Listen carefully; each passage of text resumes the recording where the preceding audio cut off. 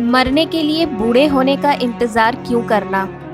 मैं देश के लिए अपनी जान दे रहा हूँ। आज से लगभग 69 साल पहले भारत माँ के वीर पुत्र ने फांसी पर चढ़ने से पहले अपने देशवासियों के नाम यह चिट्ठी लिखी थी। 13 अप्रैल 1919 को पंजाब के जलियांवाला बाग में रॉलेट एक्ट का विरोध कर रहे हजारों निर्दोष भारतीयों को जब अंग्रेज गोलियों से भून रहे थे, तो एक सरदार ने अपनी मिट्टी से वादा किया था कि वह इस नरसंहार का बदला लेकर रहेगा। अपने वादे को पूरा करने के लिए भारत माँ का यह लाल 21 सालों तक बदले की आग में जलता रहा और आखिरकार 13 मार्च 1940 को लंदन में माइकल ओ'ड्वायर को मौत के घाट उतारकर अपनी कसम पूरी की। माइकल ओ'ड्वायर जलियांवाला कांड के वक्त पंजाब प्रांत का गवर्नर था। यह वीर देशभक्त, जिन्हें पूरा देश सरदार उधम सिंह के नाम से जानता है, उनका असली नाम था शेर सिंह। सरदार उधम सिंह का जन्म 26 दिसंबर 1899 को पंजाब के संगरूर जिले के सुनाम गांव में हुआ था। उनके पिता सरदार तेहाल सिंह जम्मू उपली गांव में रेलवे चौकीदार थे। उधम सिंह का असली नाम शेर सिंह था। उनका एक भाई भी था जिसका नाम मुक्ता सिंह था। 7 साल की उम्र में उधम अनाथ हो गए। पहले उनकी मां चल बसी और फिर उसके 6 साल बाद पिता ने दुनिया को अलविदा कह दिया था। माँ बाप के मरने के बाद उधम और उनके भाई को अमृतसर के सेंट्रल खालसा अनाथालय में भेज दिया गया था। अनाथालय में लोगों ने दोनों भाइयों को नया नाम दिया। शेर सिंह बन गए उधम सिंह और मुक्ता सिंह बन गए साधु सिंह। सरदार उधम सिंह ने भारतीय समाज की एकता के लिए अपना नाम बदलकर राम मोहम्मद सिंह आज़ाद रख लिया था, जो भारत के 3 प्रमुख धर्मों का प्रतीक है। साल 1917 में उधम के भाई साधु की भी मौत हो गई। 1918 में उधम ने मैट्रिक के एग्जाम पास किए। साल 1919 में उन्होंने अनाथालय छोड़ दिया। उधम सिंह शहीद भगत सिंह को अपना गुरु मानते थे। उधम सिंह को भगत सिंह बहुत पसंद थे। उनके काम से उधम बहुत इम्प्रेस थे। साल 1935 में जब वह कश्मीर गए थे, वहां उधम को भगत सिंह के पोर्ट्रेट के साथ देखा गया। इन्हें देशभक्ति गाने गाना बहुत अच्छा लगता था। राम प्रसाद बिस्मिल के भी फैन थे। कुछ महीने कश्मीर में रहने के बाद वह विदेश चले गए। उधम सिंह के बारे में कुछ भी बताने से पहले एक बार फिर से देश की सबसे दुखद घटना जलियांवाला बाग कांड के बारे में जान लेना जरूरी है।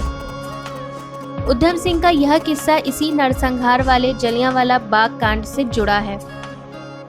13 अप्रैल 1919 का दिन इतिहास के पन्ने पर इसी कांड के नाम से चर्चित है। पंजाब के अमृतसर में स्वर्ण मंदिर के पास जलियांवाला बगीचे में यह दर्दनाक घटना घटी थी। दरअसल बैसाखी के दिन 13 अप्रैल 1919 को अमृतसर के जलियांवाला बाग में एक सभा रखी गई। यह पूरी तरह से एक शांतिपूर्ण सभा थी, जिसमें शामिल होने के लिए हजारों भारतीय जमा हुए थे। इस सभा का मुद्दा रॉलेट एक्ट का विरोध था। रॉलेट एक्ट क्या था? रॉलेट एक्ट को काला कानून भी कहा जाता है। यह कानून तत्कालीन ब्रिटिश सरकार द्वारा भारत में उभर रहे राष्ट्रीय आंदोलन को कुचलने के लिए बनाया गया था। इस कानून के तहत ब्रिटिश सरकार को यह अधिकार प्राप्त था कि वह किसी भी भारतीय पर अदालत में बिना मुकदमा चलाए भी उसे जेल में बंद कर सकती थी। इसी कानून के तहत कांग्रेस के सत्यपाल और सैफुद्दीन किचलू को अंग्रेजों ने अरेस्ट कर लिया था। जलियांवाला बाग, जहां शांतिपूर्वक भाषण चल रहा था, जिसमें महिला, पुरुष और बच्चे भी शामिल थे, ठीक उसी वक्त ब्रिटिश ब्रिगेडियर जनरल डायर अपनी पूरी फौज लेकर वहां दाखिल हो गए और निहत्थे मासूमों पर गोलियां बरसाने का ऑर्डर दे दिया। जब तक किसी को कुछ समझ आता, सामने अपनों की लाशें बिछने लगी। लोग डर कर और घबरा कर वहां से भागने लगे। कोई दीवार पर चढ़ने की कोशिश करने लगा तो कई लोग गोलियों से बचने के लिए वहां मौजूद कुएं में कूद गए और ऐसे में कुएं के अंदर भी लोगों का ढेर लगने लगा। बताया जाता है कि इस घटना में 120 लोगों के शव केवल कुएं से मिले थे। इस घटना ने देश भर के लोगों को झकझोर कर रख दिया था, जिनमें से एक सरदार उधम सिंह भी थे। डायर के इस करतूत पर बौखलाए उधम सिंह पर अब खून के बदले खून सवार हो चुका था और वह आक्रोश में धधक रहे थे। कहते हैं कि उधम सिंह ने जलियांवाला बाग की मिट्टी हाथ में लेकर जनरल डायर और तत्कालीन पंजाब के गवर्नर माइकल ओ ड्वायर को सबक सिखाने की शपथ ली कि जब तक इस नरसंहार के असली गुनहगार को मौत की नींद नहीं सुला दूंगा तब तक चैन से नहीं बैठूंगा। अब डायर को मौत की नींद सुलाना उनका मुख्य लक्ष्य बन गया। देश के इस नरसंहार का बदला लेने के लिए क्रांतिकारी उधम सिंह ने विदेश की तरफ रुख किया। साल 1920 में वे अफ्रीका पहुंचे।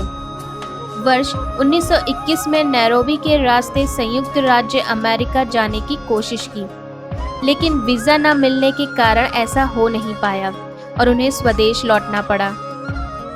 हालांकि उन्होंने हार नहीं मानी और लगातार कोशिश करते रहे और आखिरकार 1924 में वह अमेरिका पहुंचने में कामयाब हो गए।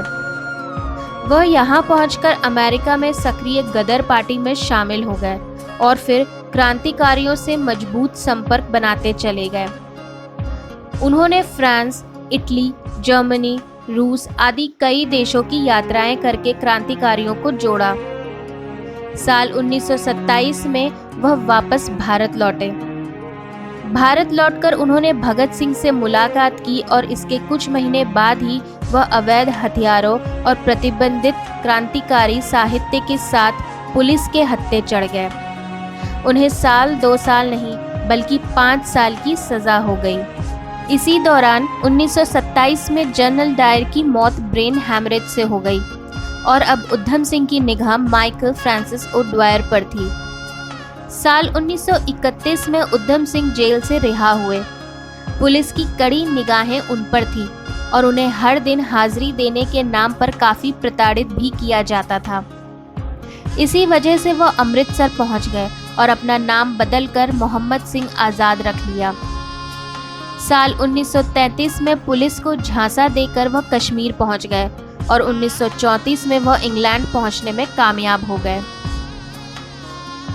13 मार्च 1940 को रॉयल सेंट्रल एशियन सोसाइटी की लंदन के कॉक्सटन हॉल में बैठक थी। वहां माइकल ओ ड्वायर भी स्पीकर्स में से एक था। उधम सिंह उस दिन टाइम से वहां पहुंच गए। अपनी रिवॉल्वर उन्होंने एक मोटी किताब में छुपा रखी थी। पता है कैसे? उन्होंने किताब के पन्नों को रिवॉल्वर के शेप में काट लिया था और बक्से जैसा बनाया था। उससे उनको हथियार छुपाने में आसानी हुई। बैठक के बाद दीवार के पीछे से मोर्चा संभालते हुए उधम सिंह ने माइकल ओ ड्वायर को निशाना बनाया। उधम की चलाई हुई 2 गोलियां ड्वायर को लगी, जिससे उसकी तुरंत मौत हो गई। इसके साथ ही उधम सिंह ने अपनी प्रतिज्ञा पूरी की और दुनिया को संदेश दिया कि अत्याचारों को भारतीय वीर कभी छोड़ा नहीं करते। उधम सिंह ने वहां से भागने की कोशिश नहीं की और अरेस्ट हो गए। उन पर मुकदमा चला, कोर्ट में पेशी हुई। जज ने सवाल दागा कि उन्होंने ओ ड्वायर के अलावा उसके दोस्तों को क्यों नहीं मारा। उधम सिंह ने जवाब दिया कि वहां पर कई औरतें भी थीं और हमारी संस्कृति में औरतों पर हमला करना पाप है। इसके बाद उधम को शहीद आजम की उपाधि दी गई, जो सरदार भगत सिंह को शहादत के बाद मिली थी। उधम सिंह को एक बार फिर गिरफ्तार कर लिया गया और उन पर मुकदमा चला। 4 जून 1940 को उधम सिंह को हत्या का दोषी करार दिया गया और फिर 31 जुलाई 1940 को उन्हें पेंटनविले जेल में फांसी दे दी गई। देश की आज़ादी में उधम सिंह क्रांतिकारियों के लिए प्रेरणा बन गए और इतिहास में उनका नाम अमर हो गया। सरदार उधम सिंह की यह कहानी आंदोलनकारियों को प्रेरणा देती रही है। इसके बाद भी तमाम घटनाओं को सब जानते हैं। अंग्रेज़ों को 7 साल के अंदर देश छोड़ना पड़ा और हमारा देश आज़ाद हो गया। उधम सिंह जीते जी भले आज़ाद भारत में सांस न ले सके, पर करोड़ों हिंदुस्तानियों के दिल में रहकर वह आज़ादी को ज़रूर महसूस कर रहे होंगे। तो फ्रेंड्स, कैसा लगा आपको आज का मेरा ये वीडियो? मुझे कमेंट करके ज़रूर बताइएगा। और अगर आपको ये वीडियो पसंद आया हो तो प्लीज़ मेरे चैनल को सब्सक्राइब, लाइक और शेयर करना ना भूलें। अपने नेक्स्ट वीडियो में मैं फिर से एक इंटरेस्टिंग टॉपिक को डिस्कस करूँगी। तब तक के लिए ख्याल रखिए अपना और मेरे नेक्स्ट वीडियो का इंतज़ार करिए। Till then, do take care of yourself. Bye bye.